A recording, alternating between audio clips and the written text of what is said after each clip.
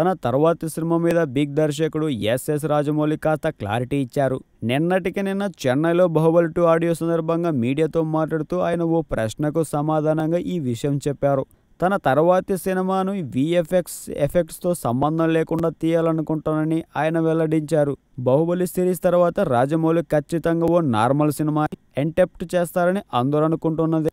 ఇప్పుడు రాజమౌళి సమాధానం కూడా దాన్నే బలపరుస్తుంది. గతంలో ఇలాగే సునీల్ హీరోగా మర్యాద రామన్న తీశారు రాజమౌళి.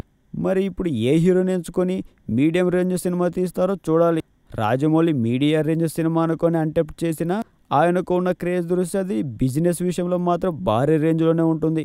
రాజమౌళికి నాని అంటే చాలా అభిమానం. ఈసారి హీరో నాని ఓ మంచి సినిమా తీస్తానని ఇండస్ట్రీలో గుసగుసలు వినిపిస్తున్నాయి.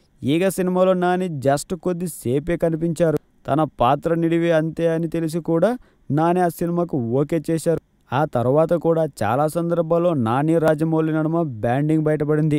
ఈ మధ్య ఓ సినిమాలో నాని కోసమే రాజమౌళి స్క్రీన్ మీద కాసేపు కనిపించారు.